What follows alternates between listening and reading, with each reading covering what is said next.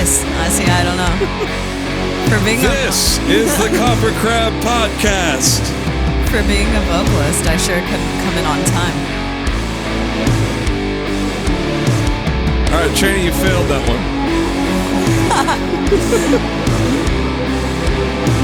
I put Chaney in charge of getting us into the intro. You didn't give me a click track, man. She miffed it. You gotta count me in.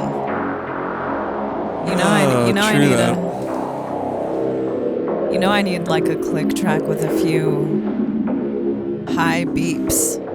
Yeah, I know, right? To let me know that it's time to come in. Some accent clicks. Yeah. Alrighty, get control of this. Sort of a new setup once again, so bear with me once again. Look at you, always changing it up. Evolving the podcasting game. What is new about the setup this week? Well, does it matter? Doesn't really matter, but okay.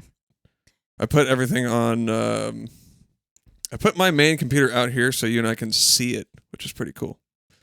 Yeah, I like that. But for some reason, the quick keys are not working, so I'm just using the arrow keys to switch between the camera angles. But it doesn't fucking matter. Seems like you're doing a pretty good job. Yeah, something I noticed about last week. So we were pretty stoked. We were moving into the house. We were fired up. We ran in here to do the podcast late on Tuesday, which we're doing again, only it's later this time. It's freaking 11. Well, it's been another week of setting stuff up, but go ahead. What were you going to say? What did we notice? So I noticed last time we didn't talk about what we were drinking, because that's part of the podcast. Well, what are we drinking tonight? The last episode, I'm pretty sure I was drinking water the whole time.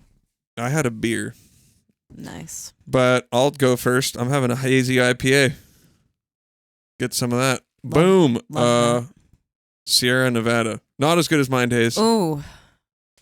That's not a mom and pop beer right there. No. It's not your friendly neighborhood brewery right there. That's fucking Sierra Nevada. Yeah.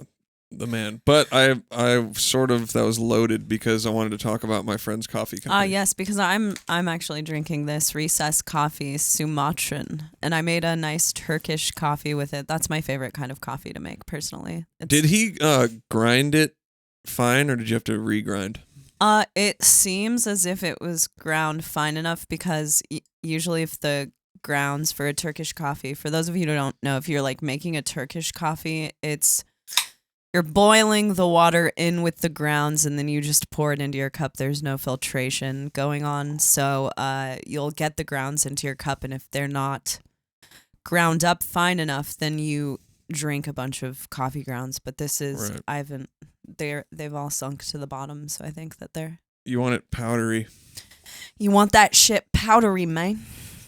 Get it all powdered, right. Baby. And I'm also drinking it out of my fancy new KoperCrabb podcast mug. Check that shit out. Shit! We got the fucking mugs, man. That is beautiful. Here, let me get a shot of mine. Damn. Boom, look at that. Double trouble. That's right.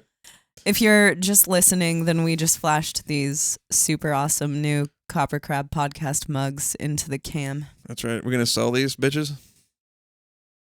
I think we might. Let us know if you guys want one. Yeah. We might throw them up for you. Might or might not. Depends on how badly you want it. But yeah, Recess Coffee was started by my old pal, Jesse, from the band Ed Gein. Whoa. And he started it. Throwback. Yeah, he started it 12 years ago. It says on there. And I remember he had sent me some coffee like when he first started his coffee roasting. And this looks really good. I'm really, really excited to try it tomorrow. It's delicious. So this is some fancy I don't stuff. think I've ever met you, Jesse, but awesome coffee. It's delicious. Yeah. Animosity did it. A bunch of shows with them back in the day. We played a little run with them, and the number 12 Looks Like You. Remember that band? Of course. Actually, they just put out a new record. And they're going on tour. I can't quite remember that. Yeah, they're going on tour with Moontooth, which is a fantastic band that we toured with a few years ago. They just put out a new record as well. And you guys should definitely listen to Moontooth if you haven't. Yeah. But the number 12 Looks Like You just put out a new record, and the one or two singles that I heard were really good. I want to hear it. Haven't heard it yet. The music videos were amazing as well. Whoever was the director of those videos or came up with that creative vision, they're very cool artistic music videos. Badass. Would watch again, which as far as music videos go, it takes a very special one for me to want to watch again.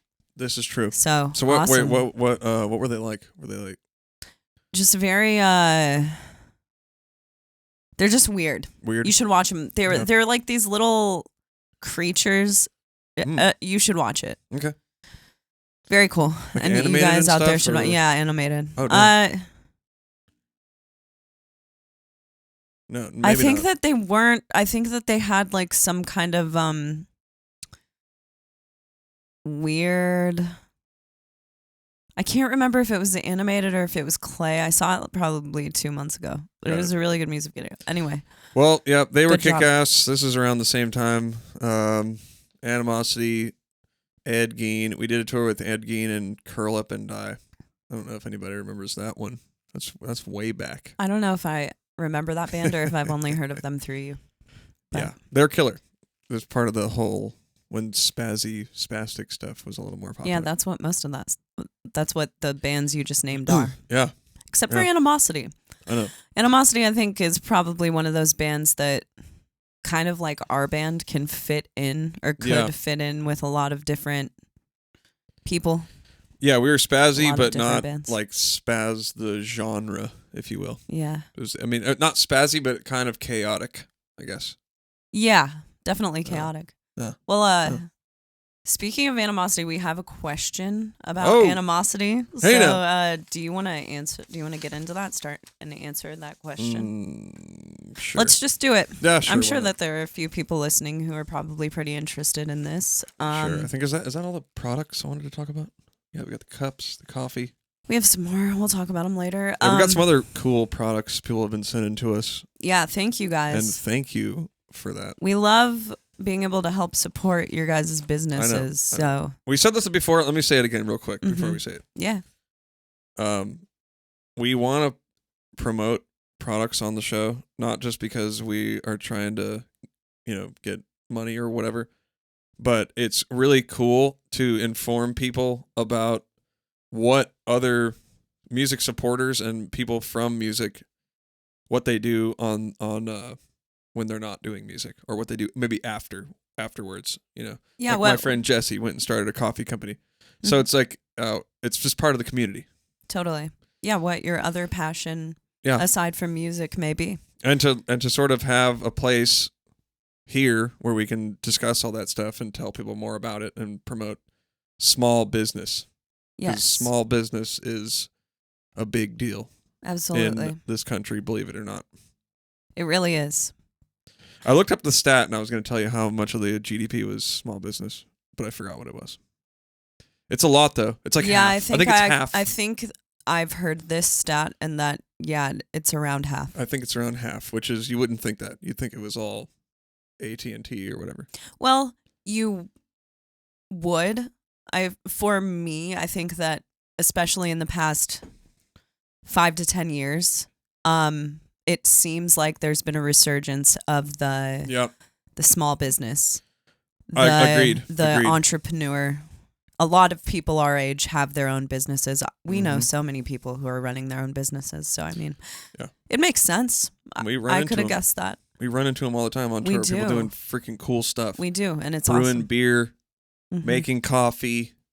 Now that we're actually talking about it, let's just talk about, we have these awesome headphones. And there we go. Direct sound. Yeah, buddy. Thank you, guys. They were actually supporting before there was even a podcast. That was part of my pitch. I was like, hey, I'm a drummer. I need some sick drummer headphones. I'm also probably starting a podcast, so I'm going to need 2 pairs. One for the fiance. They came through. Thank you, guys. But I don't think we were engaged at that point, so it was just, it was the GF. Needed a pair of headphones. That's probably not true. We've been engaged for a year. I'm sure you didn't ask them that long ago. I don't know. Anyway, also, we've got this awesome CBD. We've been rocking the CBD, bro. Moon Juice CBD by Jade Rabbit.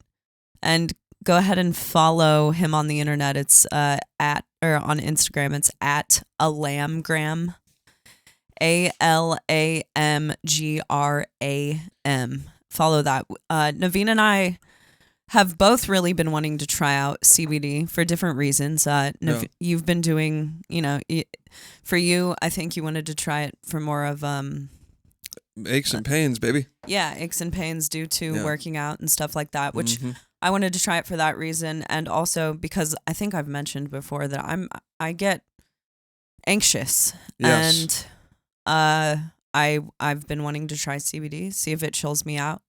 To be totally honest with you, and I say this as an avid marijuana user, I've never been quiet about my love for pot, and pot I use. Have kind of.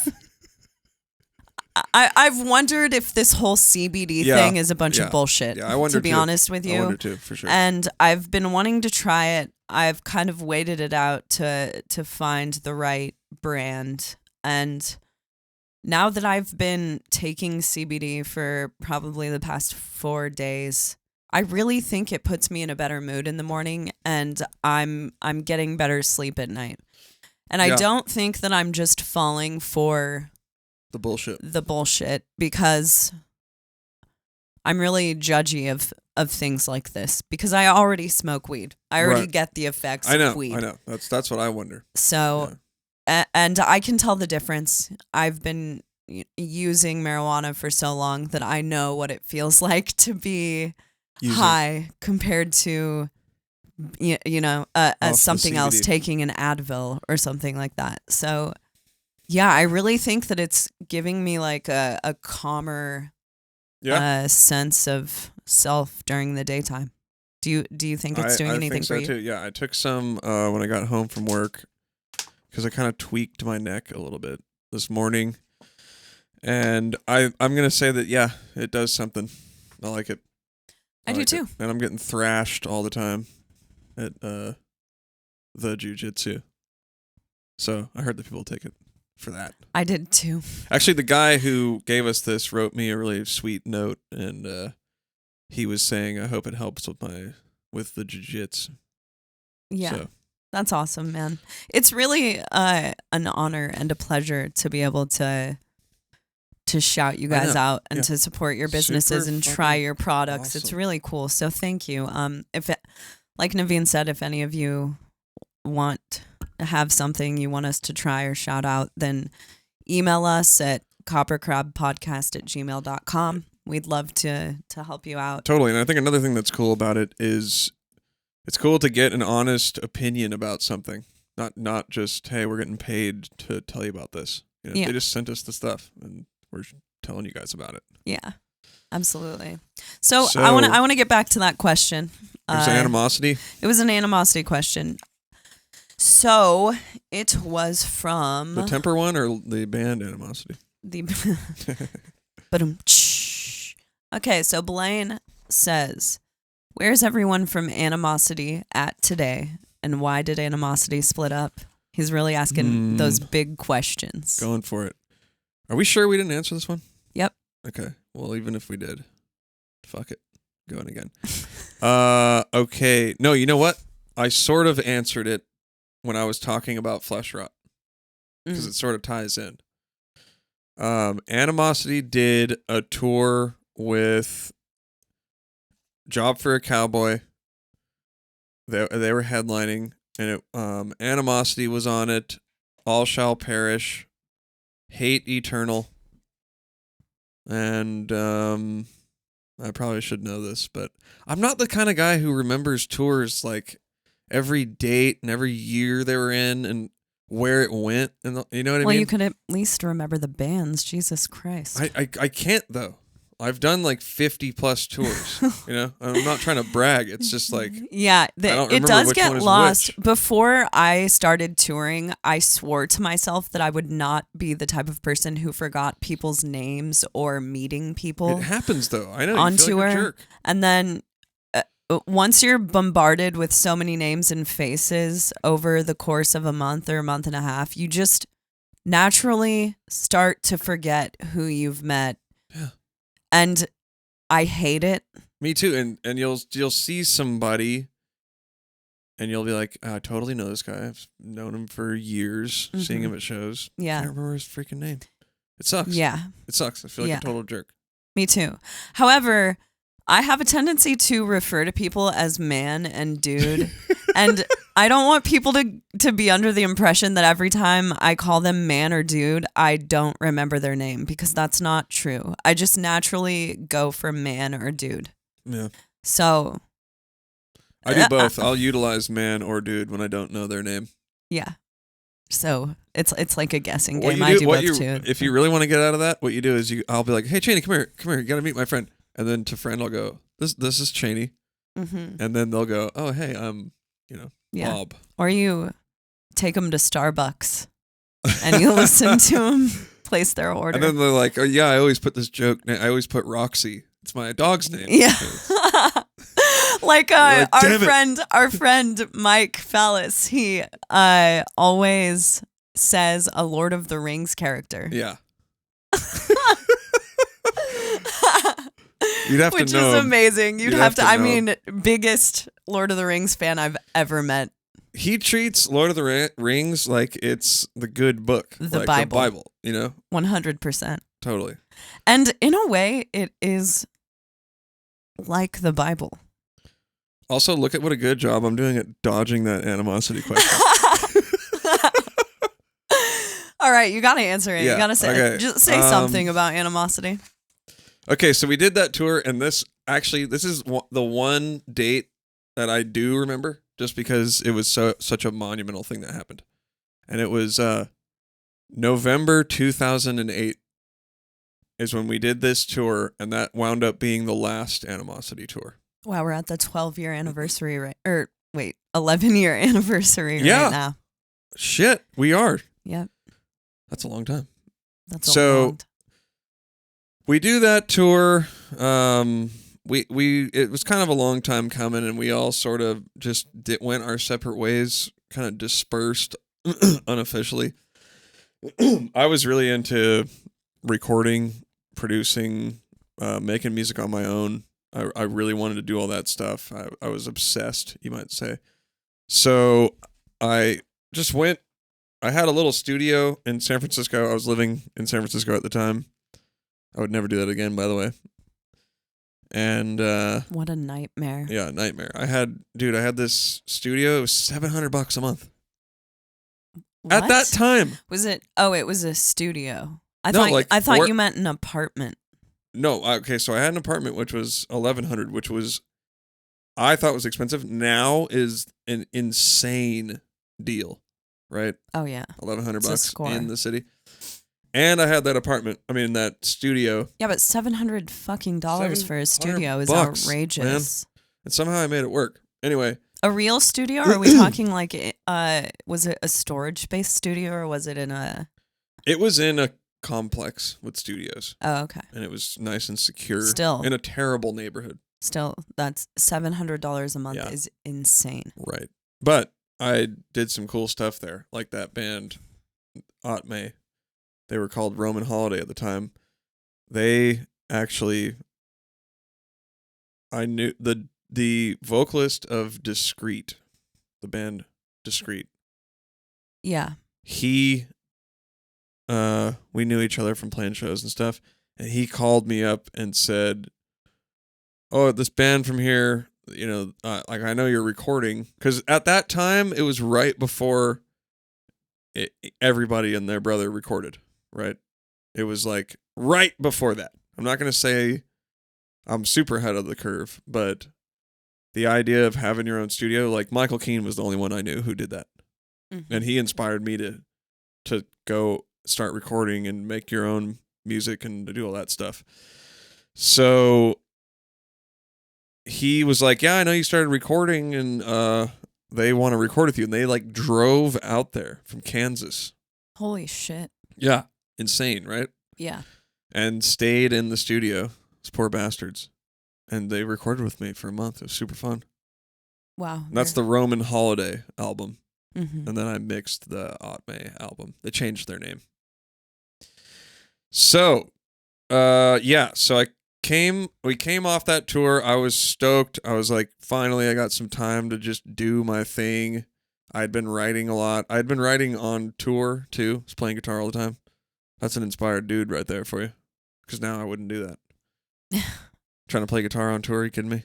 Anyway, and I was just doing that, and I think what happened was the singer, Leo, he was sort of like the driving force in the band, not be like outside of the music. Like he wrote the lyrics and did kind of like what you do, you know? He, from what I understand, managed you guys. Yeah. I mean, he was the guy who's going to order all the merch, schedule everything, make sure everybody's... Logistics.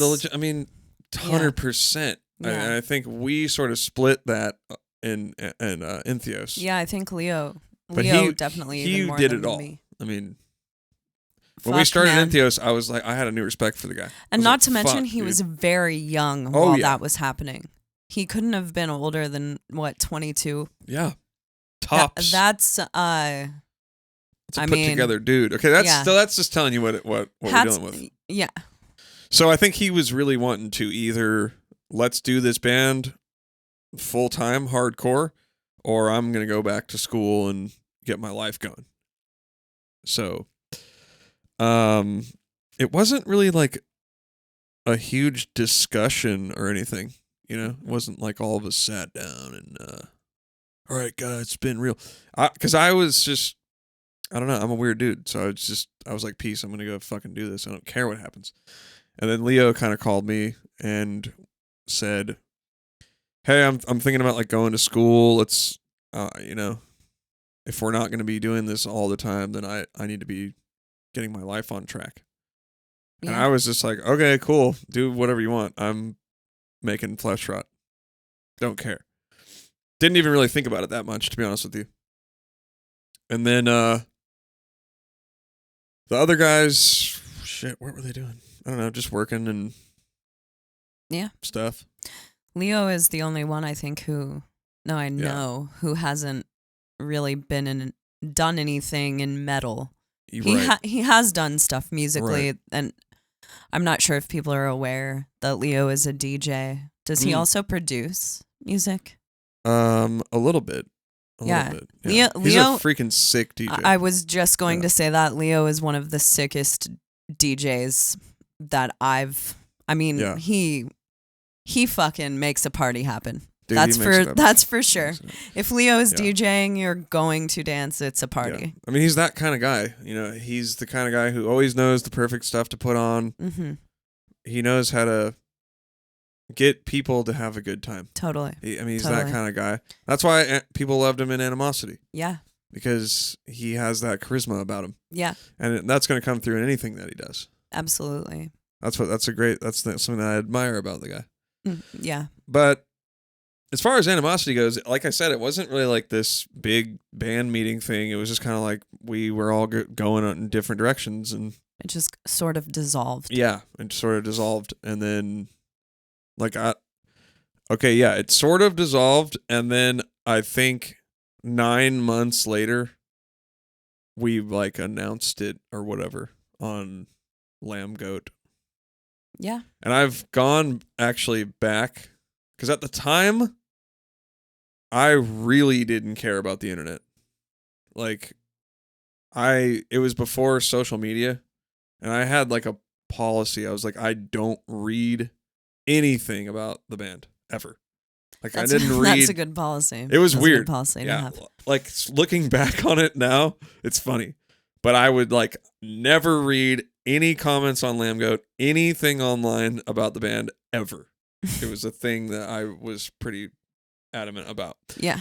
So that being said, I didn't read anything about when we broke up. So I think like a couple years ago, maybe 1 or 2 years ago, I actually went on Lamb Goat and read the thread about Animosity breaking up.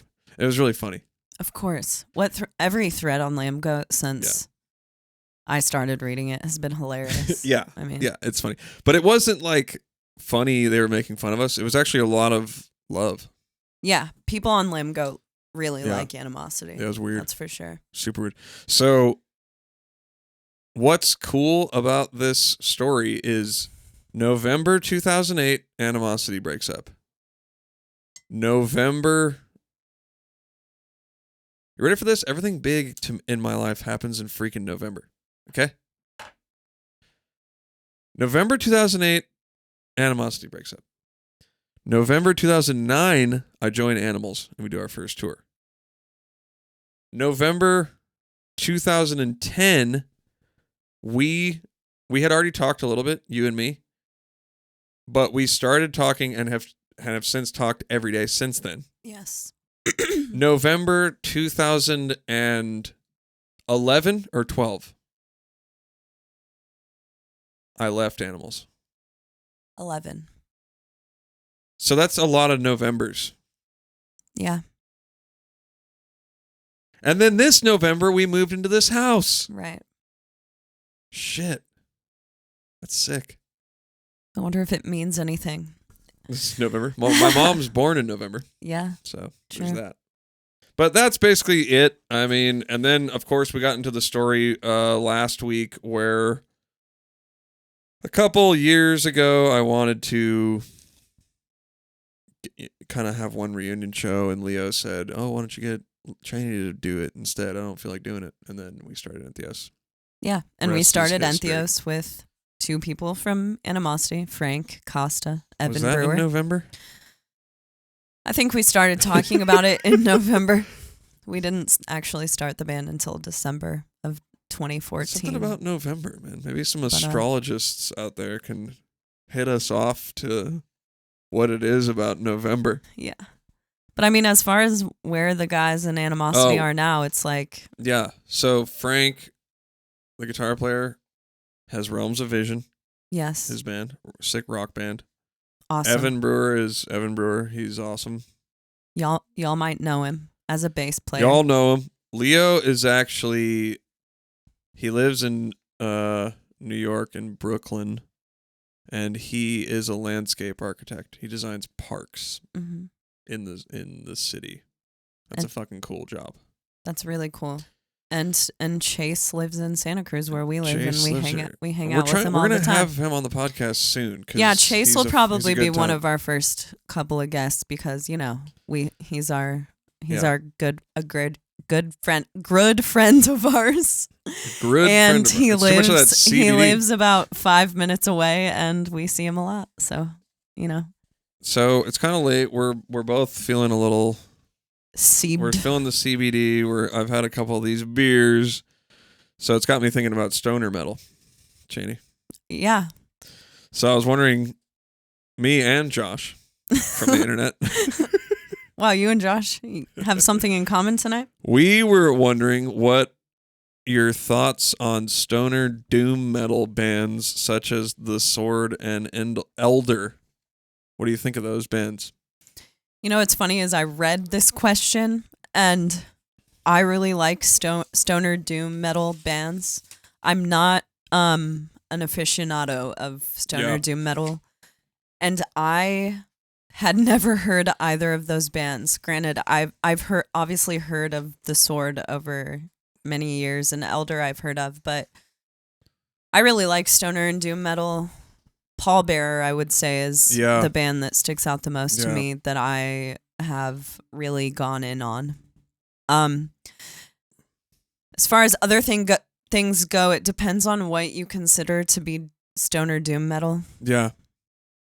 I like stuff that sounds like a ripoff of Black Sabbath. There you go. Or just Black Sabbath. Pentagram? You ever heard them? I don't think so. There's another one that I have heard in passing. God, what's Electric Wizard? Yeah. Electric Wizard I've heard a lot me some because Electric people are down for that. I like Electric Wizard. I was sort of into doom metal for a little bit. Mainly because Nick, my friend Nick, was way into it back in the day. Yeah. He probably still is, but... Is Royal Thunder... No, I don't think so. I don't think so. They're more like rocky. Yeah. They're a bit stonery. Yeah. I mean, what rock isn't stonery though? I don't know. Hey, Yeah. isn't all metal stoner metal if you are a stoner? Yeah, well, I think you should check this album out. I don't know if I've ever told you about it, and anybody out there who's listening is Sleep Jerusalem. Get some of that. Oh yeah, I've listened. That's to, like I the know Soul Sleep. Niger of doom metal. It's like one long song. The new Sleep album Rip it. is really good too. Yeah, I haven't heard it. I bet can't it remember rules. the name of it. It came out last year though. But yeah, I used to listen to some doom. I'm like High on Fire, Sleep. It's the same guy. Electric Wizard. I'm down. I'm a fan.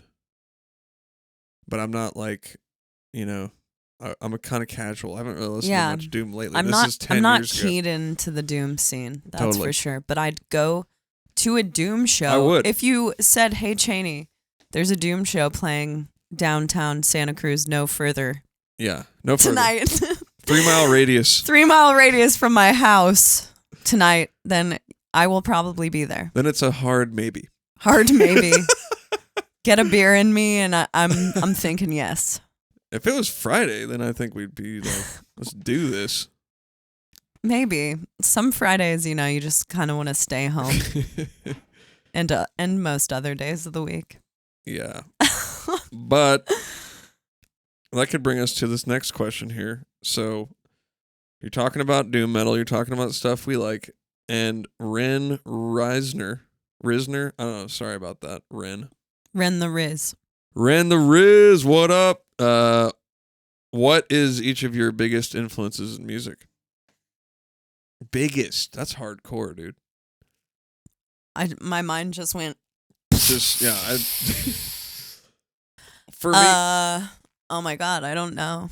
I mean, I've said before. It's really hard for me when I actually think about it to pinpoint my favorite band of all time. But well, this isn't favorite. This is biggest influence. Biggest influence. That's a little different. I mean, I would still put Air in that category. You think so? Definitely. They influenced you. My sense of the type Yeah. of progressions and that I like, yes. Okay. And they're like their makes progressions sense. are a bit melancholy. Yeah. One might call them sad.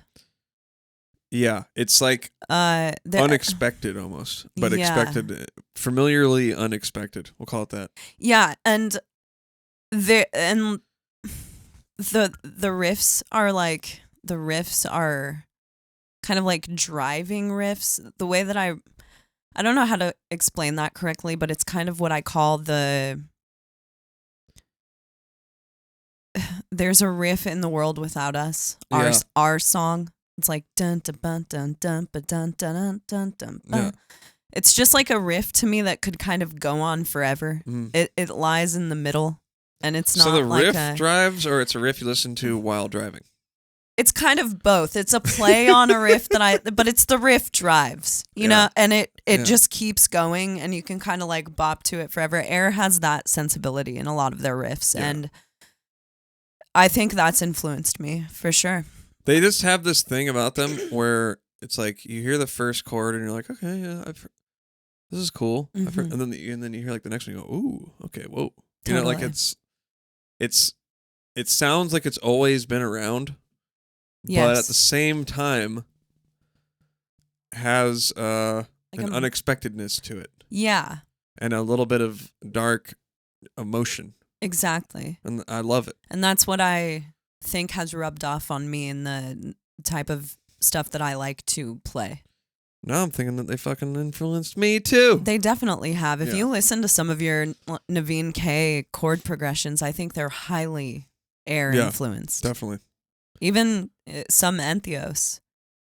You're not wrong. You're not wrong. No one guessed that. We've talked about Soul Niger before.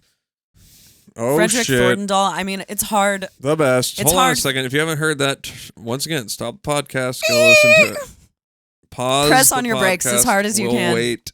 Listen to it on the side of the road. That's Soul Niger Within. You don't want to be driving when you are listening to that record. And we talked about it on the first podcast a lot. No, second one. One of them, but that record is one of both of our greatest influences. Dude, you know what we should do on a podcast? Just fucking, I don't know if we could do this, but I was going to say, just listen to it. Yeah, we can't do that. Fuck. And just talk about it the whole time. How cool would that be? That would be all. That's like our dream come true. This part's coming up. Yeah. And then I'm like air drumming and shit. Well, when you just said that, I was like, we should cover a song off of Soul Nitro. Okay, now we're talking. Why aren't we doing that right now? I think we should do that. Tomorrow. Yeah. That would be super sick. Well, now that we have the spot about, how far do you think this studio is from us right now? 20 feet? 20 feet. So we have a studio 20 feet away. Wow. Navene, you can do guitar and drums.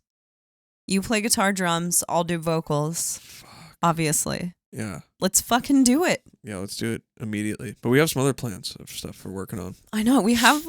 See, that's a problem. You get into a new space and we have so many plans, and now we're just coming up with ideas constantly, and I don't want to be the type of person who says all of these ideas and never executes any of them or does a few of them half-assed. I want to execute every single plan. So yeah, my next thing that I need to purchase is a whiteboard, because something about both you and I is that we're both expert procrastinators. Oh yeah. So it may appear as though we are like getting a bunch of stuff done and we produce things all the time, which we do, but it's out of sheer force. I know, and I think that's something someone was asking us, asking me where I got all the drive from, the discipline, like putting out so much music, working a job, working out, getting up early, blah, blah, blah. And something that I didn't mention was it's like for me, I feel like since I have such a intimate understanding of being a full-on procrastinator, I know how to get shit done even more. You know what I mean? Absolutely. Because I'm like, all right, if I don't like kick this into gear, write down all the stuff I need to do today and start going and checking everything off, I'm not getting anything done, period. Because I know the other side of the coin. Yep. And it sort of goes, I think it goes that way with, it's like when you're not naturally good at something, you have an opportunity to be really good at it because you understand not being good at it. Does that make sense? Yeah, you know the flip side of the coin, so you know all of the things that you have to do to overcome. Yes. The things that you don't have down. Exactly. And I feel like that will even take you further in a way, because when you're naturally good at something, right, you sort of can get to this pretty dang good level at the thing with not that much effort. Yeah. But if you had to work real hard to get to that level of effort, well, then you're just going to be like, shit, I worked that hard to get this far. I'm going to fucking keep on going. And I think that happens a lot with musicians, for sure. Like the people that I know that have innate talent, they sometimes get smoked by guys who don't have as much talent as them, but those guys are just going to put in the time.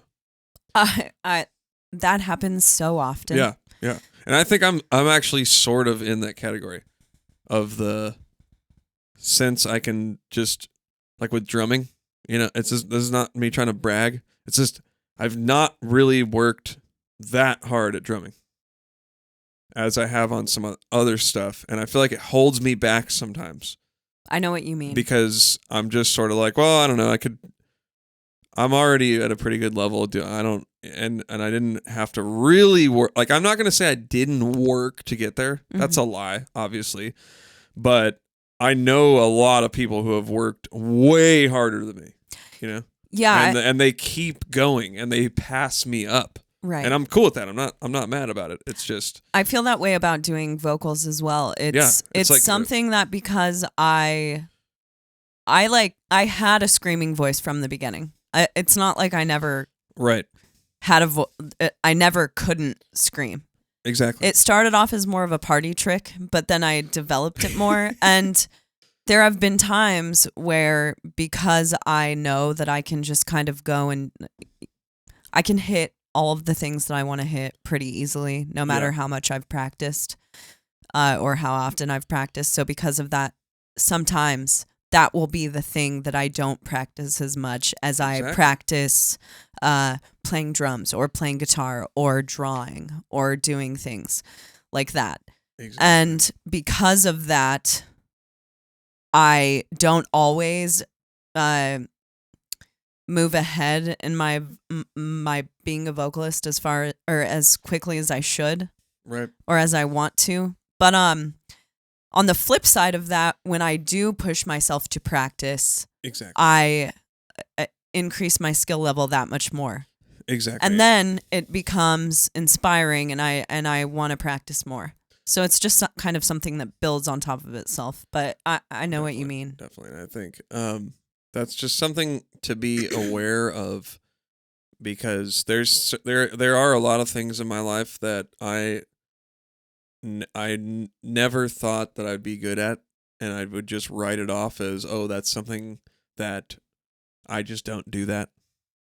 And then, but that's actually sort of a gift, is what I'm trying to say to people out there. It's sort of a gift to be not good at something that you wish you were, because you know what it's like to be bad at it. So let's not do what you're doing now and go the other way. So what was that about, that side tangent? That related to I can't remember somehow. Ridiculous. Well, we should cover too much Soul CBD, Niger. and it's 11:30. This is past my bedtime. Yeah, mine too. We go to bed pretty early. And I'm off this freaking moon juice right here. Off that moon juice. That did remind me of a question, though. Well, there's some inspiration in there, so whatever. Didn't matter. Oh, yeah. So Michael said, hi, Chaney and Navene. Navene mentioned having a bad temper. Oh, here we go. I also, unfortunately, have a bad temper. Is there something that you do to contain it? How do you make sure you don't take it out on your loved ones?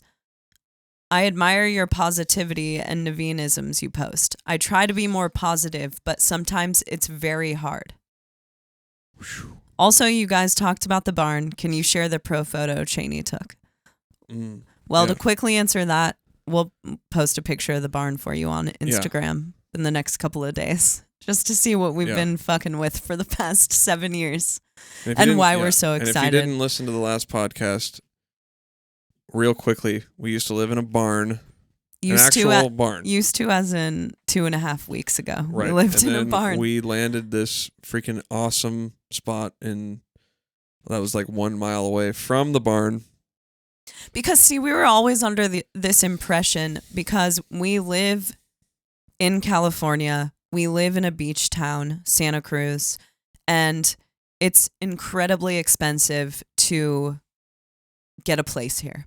Yeah. For studio apartments, we're talking beginning in the $1,100-$1,200 a month range. More?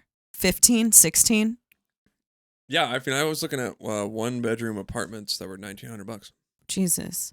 Yeah. So we were always under the impression that in order for us to have a place where we could have a studio, we could do all of the things that we want. We're pretty loud people. I am really into wood burning, so I'm sanding wood and making noise all the time. And we're both just doing. Loud. Dude, we're on just Friday, loud. I was fucking playing dubstep so loud and jumping up and down and having the time of my life when I was putting away, like, because our stuff was just in boxes all week because we were so busy. So on Friday, I finally had time. I came home. You were gone. You're at work. And I was like, just fucking pumping music. Like, my monitors have this little white light to indicate that they're on. And that fucking thing turned red. Never seen that before.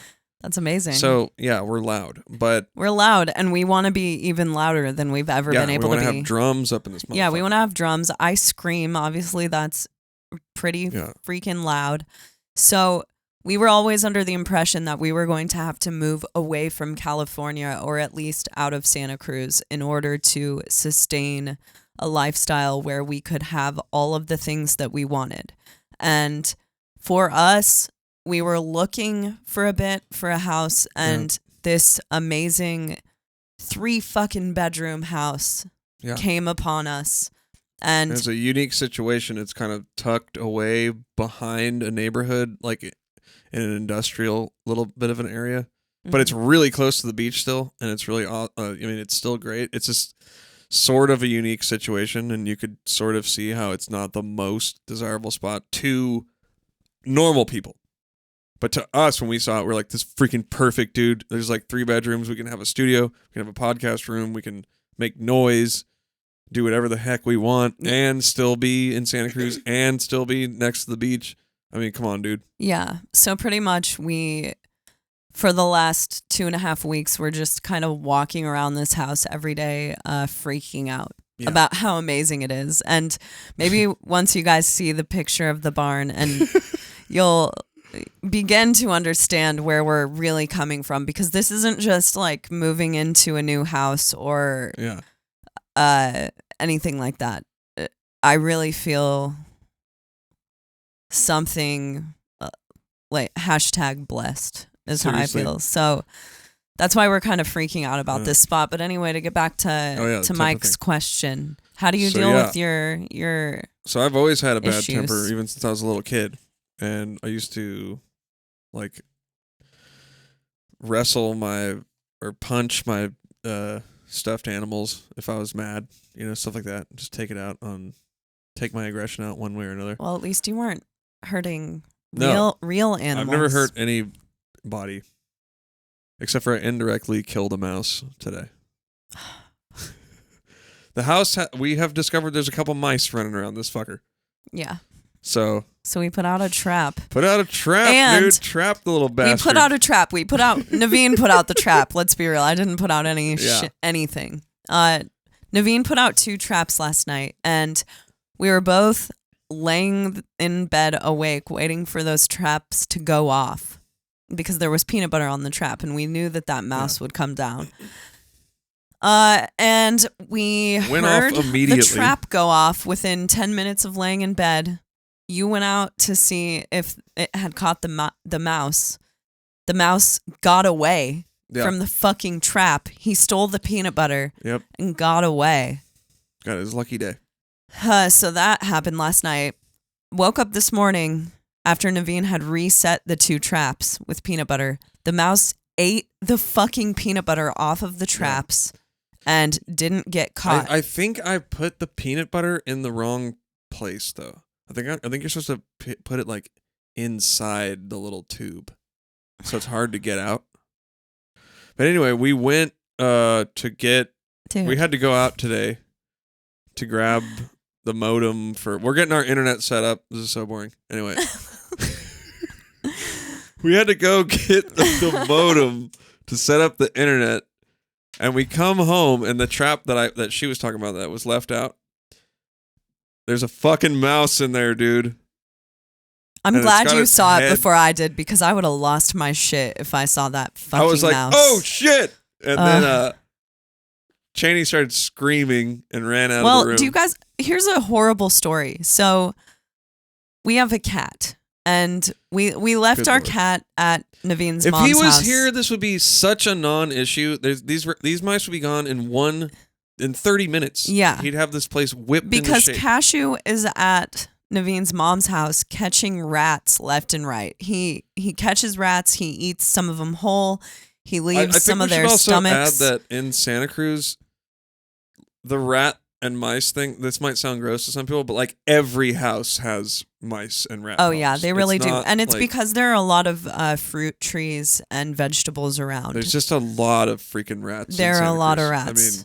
I mean, there's a lot of fields. We live right next to a field. Mm-hmm. And it's kind of country. Yeah, it's really country. There are coyotes everywhere. We've heard packs of coyotes howling. Tons of animals. But so Cashew catches catches rats, and sometimes he'll leave the dead rat in inside of the house in a walking space. So we walked into the house and basically through the entire house to get to the bathroom.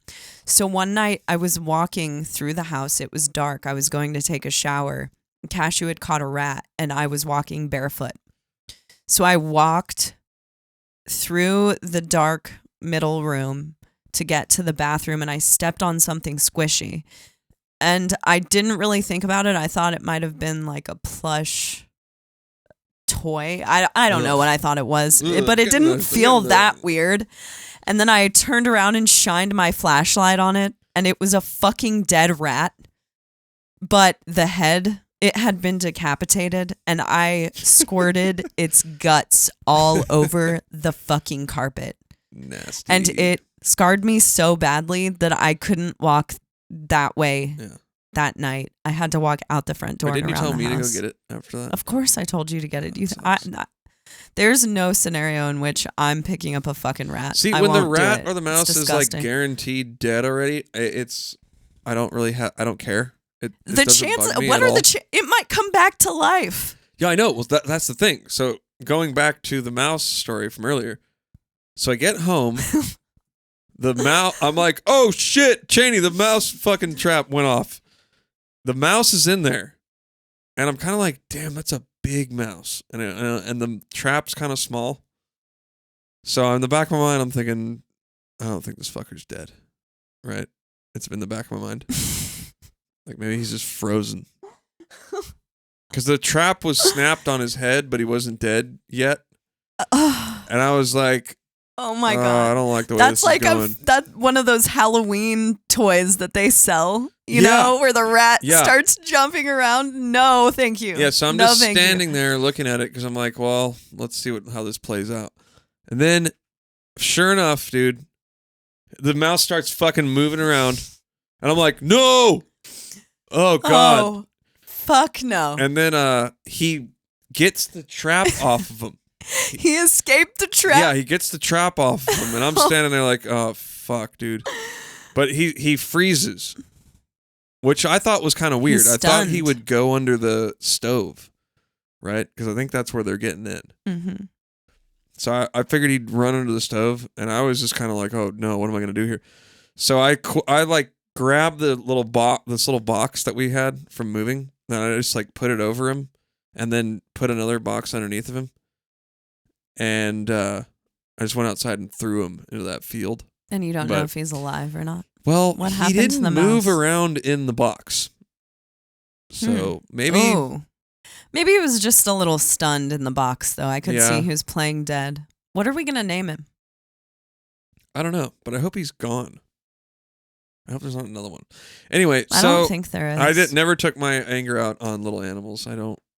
Well, last night you were talking about how you were going to smash his skull in with a hammer. Well, that's what I think I might do next time. Oh, man. Don't tell me about it if you do that. I can't deal with that. I think if there's one in the trap, I should just hit it real quick with a hammer and then make sure it's dead. Oh, my God. I'll be thinking about it for like at least a week. I might cry. I don't want to do it, but don't tell me about it. I'm the man of the house. I got to do stuff like that. Don't tell me about it. So anyway, if you got a bad temper, like me, and like a lot of people, then you take it out on poor defenseless mice. No, don't do that. So a lot of people say it helps to do exercise and stuff like that. I've been actually doing jujitsu, right? It's like a reverse fight club. And that sort of helps. But stuff like that, I feel like it only helps like for 15 minutes, you know? Like when I get done with a really intense workout or running or going to jiu-jitsu, yeah, I feel great and I don't have a bad temper. But for the rest of the time, I'm constantly battling with the hard temper. And just like mice and rats trying to get in your house, your bad temper is probably not going to ever go away entirely. It's going to always be there. It's always something that you have to deal with. So you just have to get better at learning how to deal with it. And for me, things that have helped me are writing stuff down. So I'll say let's say I want to spend, I don't know, a month or whatever. I'm going to work on my temper. I'm going to work on overcoming it. You can just keep a little journal. This sounds impossible, but it's really not that big of a deal. Just at the end of the day, reflect back and write down the times that your temper flared up. And it can be small stuff. It's not like sometimes you'll get that little jolt of, that little flare up, and you'll say something that it's not even something that's that bad. It's just, you said it because of your temper. And that's what I'm trying to avoid. So the first step would be recognizing when you do it. And then second step would be just don't do it. So if you get really mad, or if your temper kind of flares up, and it's not like I'm going to get real mad and start freaking out immediately. It's just, I don't want to do things that are a knee-jerk reaction to my temper. Because now I'm not in control of myself. And that sucks. Yeah. Well, having a temper is like any other bad habit or addiction that you want to break. It's an addiction. Where it's a constant it's a constant cycle of dealing with it, having the emotion come up, and then telling yourself that you need to deal with it in that moment. It's not like you can deal with it once and it's going to be gone forever. Exactly. It's constantly, because if you have a bad temper, I have a temper as well. And if I feel my anger building up, then it's something that you have to kind of talk yourself off of the ledge with. It's not something that you can just let get away from you. Otherwise, you're going to act on it. Mm-hmm. And I've definitely got better about it, because you can avoid. So let's say I already know I'm going to have a little temper thing, right? So I'm aware of it now. And then I'm at work and someone says something that I think is stupid or I don't like or whatever. And so just don't say anything. Not saying anything is better than saying something because you were mad.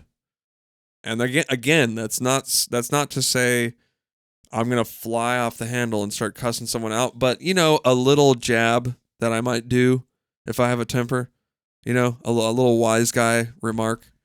Yeah, well, especially with work.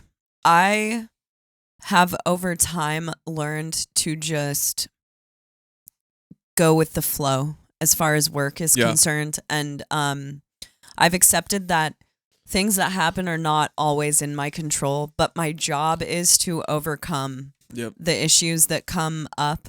And at work, it's kind of different for me because I'm able to detach myself from the situation. Yeah, I'm a lot more patient in working situations. Me too. I don't know why, but it just is like that. And so, acknowledge and then don't say anything. And then from there you can get a little more advanced. And every time you do something like that, you'll look back and be proud of yourself. That's what's so awesome. It's just like any other self-improvement. When you go through a whole day, if you're trying to stop drinking and you went through a day without drinking, you're proud. If you're trying to lose weight and you went through the day and you didn't eat a chocolate chip cookie, you're going to be proud. And you're going to feel the same way if you can at least refrain from the negative behavior and just sit there and internalize it, because it passes pretty quickly. Yeah. That's what the bad temper comes real quick. It'll pass real quick. But when it comes, you have to oh shit, here it's come. Here it you comes. have to act against it. And then from there, what you really want to do is if you really feel like you can't do what I'm talking about, then just get out. Remove yourself for a minute. Just okay, I got to get out of here. I've got a bad temper. So, and that's really what you want to do. And then from there, you can it becomes a little easier to control for me. So now it takes definitely a little bit more than it did before for me to respond in some knee-jerk fashion. Now I can kind of just go, all right, a little bit of a temper flare. I'm going to ignore that. That doesn't factor in to my decision. when my decision to what I'm going to say. And it's just one of those things you struggle with, but take small steps to get stronger at overcoming it. And it's just like anything that you're trying to get better at. You have to start small, do a little bit each day. And from there, you can sort of jump to the next step. And it'll become more clear, right? It'll become more clear when because if you go from, I'm a guy who's flying off the handle all the time, I want to be like a saint or like a yogi. That's not going to happen. But you can say, well, let me just at least write down all the times in my day where I don't like the way my temper affected me. Right? I mean, isn't that so much easier to that's like a tangible step? And then from there, go to the next thing. I'm not going to do those things anymore. And then from there, I'm going to replace that with some other form of communication. And then boom, you're combating it. Bada bing, bada boom. Bada boom. But yeah, it's a struggle. It is what it is. Yeah. I mean, you've gotten, your temper has gotten a lot less exaggerated over the past 2 years or so. Oh, yeah. Especially with you and with people that are close to me. Mm-hmm. Like, I've really gotten over it. Yeah. For sure. Yeah, you're getting much better at it. I mean, I just know now. I can just identify. It's just like you feel that little temper flare, and instead of going, oh, fuck this person, you just go, oh, there's that little temper flare. Well, whatever. I'm going to ignore that.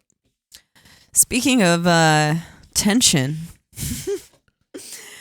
So Gabe asked right now. Gabe asked, living together can cause tension. Living in a van for months at a time on top of that can definitely cause tension. What are some activities that you guys enjoy together or separately to keep in each other's good graces, aside from starting a podcast? And of course, he's referring to the fact that we're in a band together. Mm-hmm. So I think we've done something like 13 or 14 tours together at this point. That many? Yes. Jesus. And we live together. We're together all the time.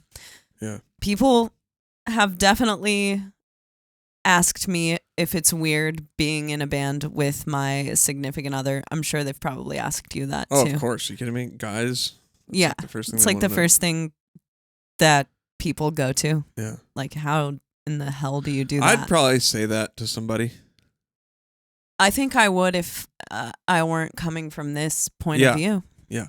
But so we've talked about on the cast the pros and cons of us being together in the band. Mm-hmm. Very little cons, more pros. But I like this because this is more saying what are the activities that we enjoy together apart from those things. Yeah, well. So what are they?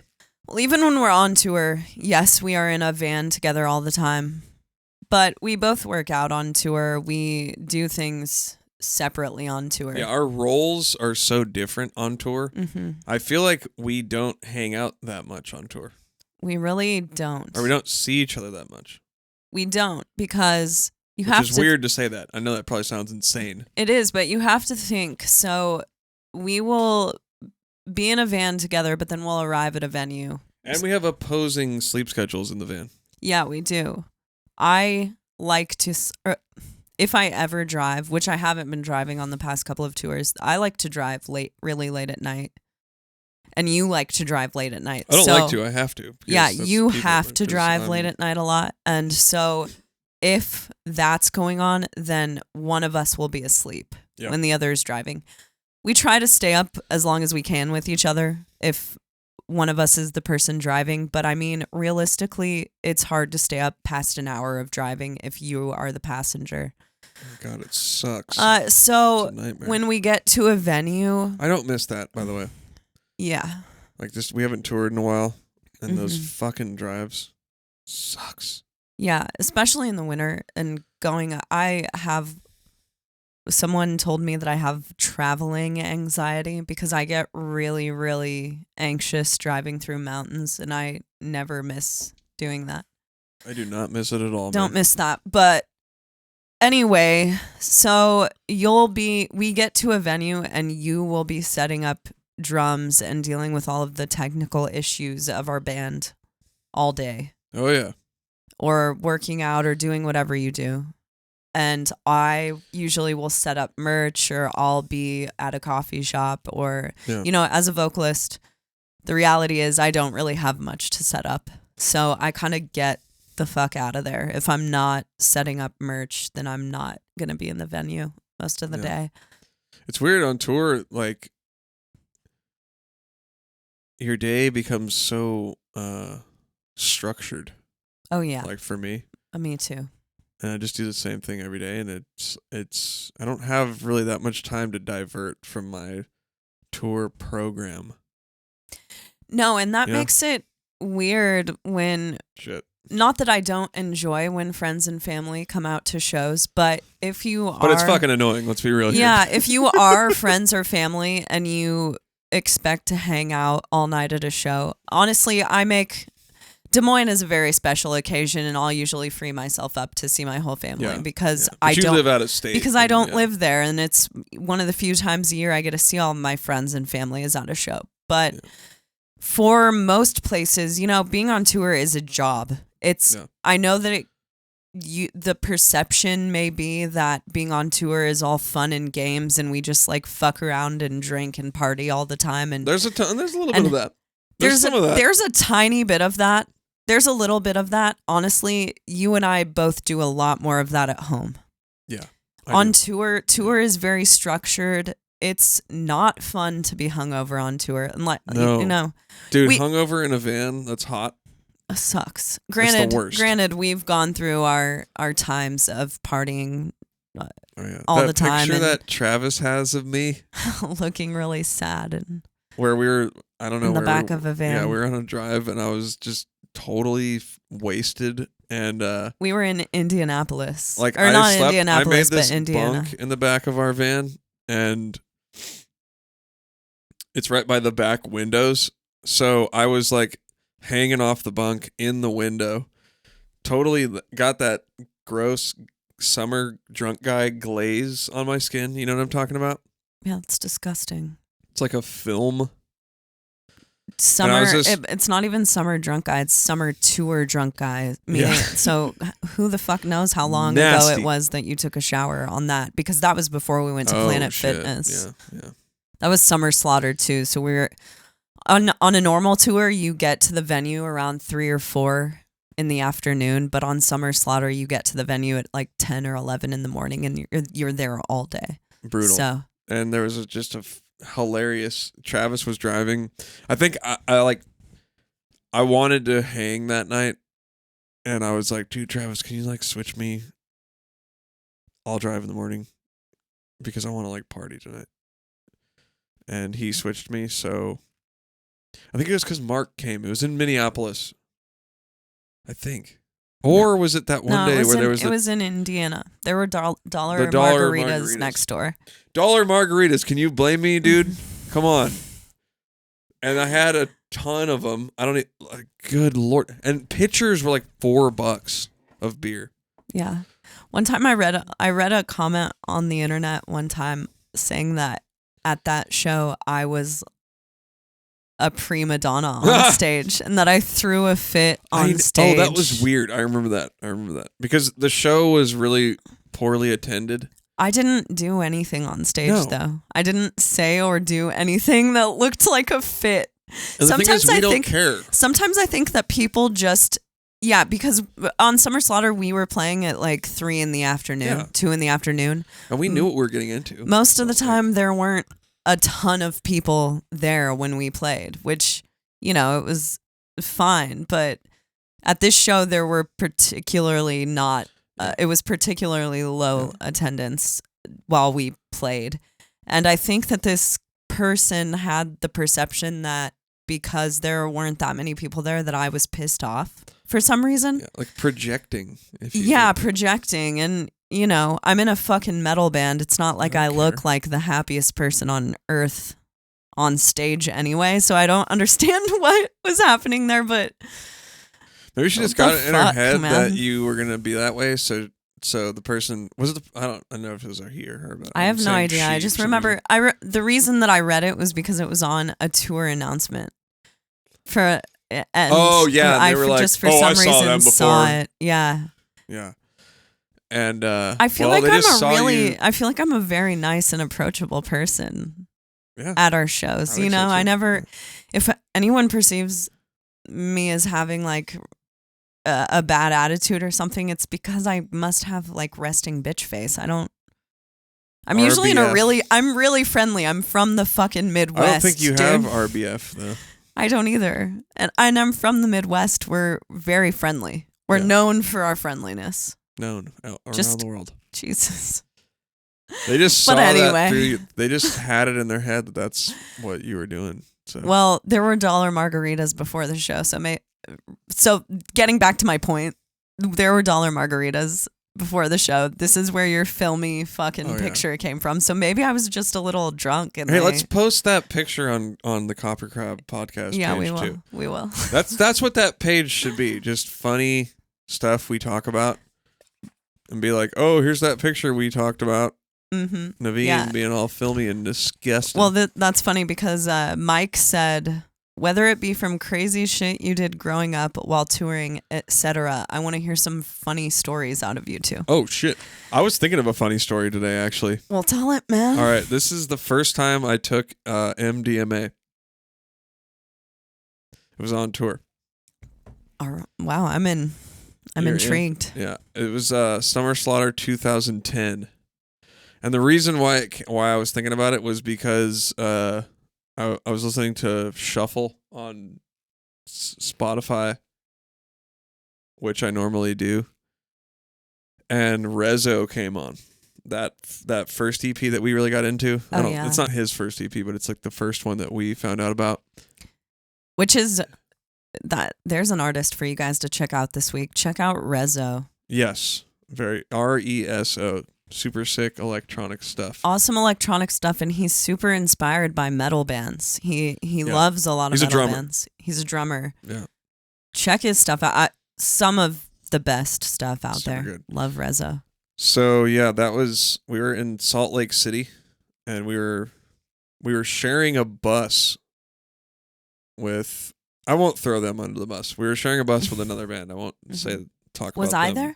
No, this is before we were together. Okay. Because it was Summer Slaughter 2010. It was before, so it was summer, and then we had known each other, but we weren't like talking a lot or whatever. We were sort of just we had talked a couple times. That's it.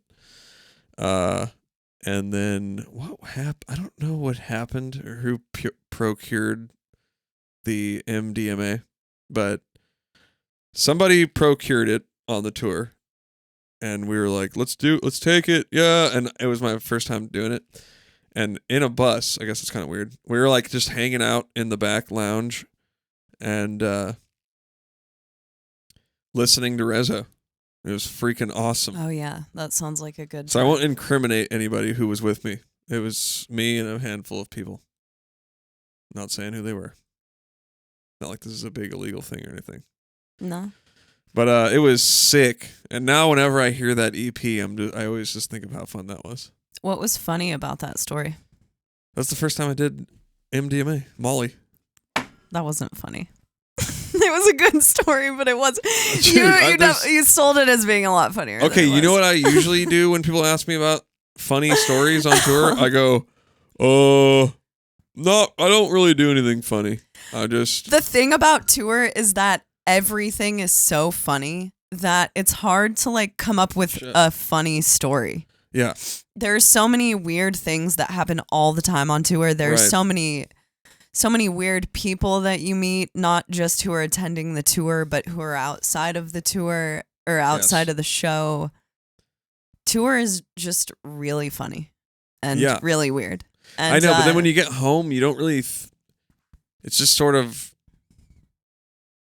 like the stories don't sound like they'd be funny at home. Like how you just thought that my MDMA story was stupid. I guess you had to be there. I didn't think it was stupid. What I'm saying is I just got no laughs from me. Maybe someone out there will be like, "Hi," I don't know. I mean, It dude, wasn't being funny. in Salt Lake City in a parking lot, taking MDMA and listening to Rezo, that's kind of funny. Just from outside, from a macro level. It's funny that you think it's funny. Oh, everyone does that all the time? That's what people they just do it's that? It's fascinating. It's not, there's nothing funny it's not about like it. slap your knee funny. It's just not funny. It's okay, man. We're not all born comedians. Okay. It's not supposed to be funny. It's something that's out of the norm. Is it supposed to be funny like, oh, dude, that's hilarious? Or like, that's funny. It's what was the, I'm let me thinking read more the of, question here to see funny. how it was framed. The guy wanted a funny fucking story, and well, no, he said crazy shit. That's kind of crazy. I've heard. Yeah, it's a good story, babe. Don't. Okay, maybe don't get too caught up with my tour stories suck. I'm not afraid to admit No, it. there are so many good tour stories, and none of which come to mind right now, or the ones that are so funny. I would feel they involve other people sometimes. I would rather not. Yeah, they're like scandalous, right? And yeah, there are a lot of scandalous stories. I mean, man, you don't want to incriminate. Funny stuff happens on tour all the time. We come up with weird sayings. It's more like that. You're delirious. You're living on the road for 30 days, and you talk to people in jokes all day long. Yeah. That's what it is. That's what touring is. It's just endless funny shit it's because you're so joke. Yeah, one big inside joke, and people are just, you're not acting all the time the same as you would when you're at home because you're free. You're a ghost in every town you go to. You get to show up for one night and hang out and do weird shit, and no one's going to know who you were or judge you. Very so true. it's Very like true. living in the Wild West. You're making it sound like it's the best thing ever. Touring is a combination of the best and the most grueling and the worst. Yeah, and the most mundane thing put together. Touring is amazing and incredible, and it's boring and I always say everyone should do it. You should do it. Everyone should do it. I think that it's given me a better idea of how to work with people. How to get along. You're working as a team constantly. You're working with 3-4 other people, just making daily decisions. Where are we going to eat?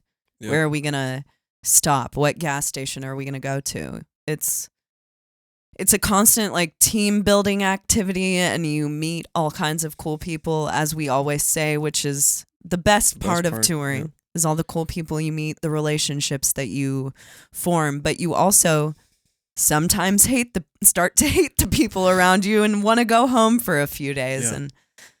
But yeah. And another cool thing about that is, no matter where you live, like we live in Northern California, and a lot of people that are local to here, have such a pre-formed opinion about the type of person that lives in Iowa or Texas or whatever. And when you begin to tour, you just see that none of that's true.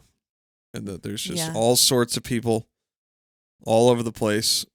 And anywhere you go, you're going to find like-minded people. You're going to find people that are not like you. You're going to find people that you get along with. You don't.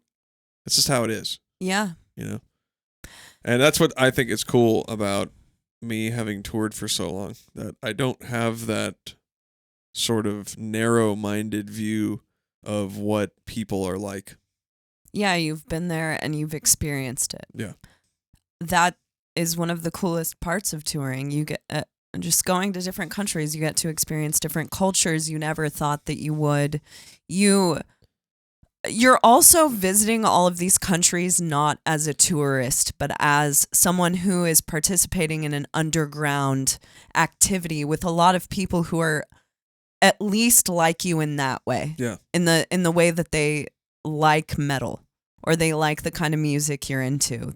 So that's bringing together a niche group of people who you have something to talk about with. So you're kind of getting embedded into the community rather than just walking above it, which is how I feel when I'm visiting places just being a tourist. I Yeah. don't feel like I'm being that immersed in the community unless I know someone there or I've made friends with someone and I'm doing stuff that's off the beaten path, which I think that metal gives us an opportunity to do when we go to all of these weird places.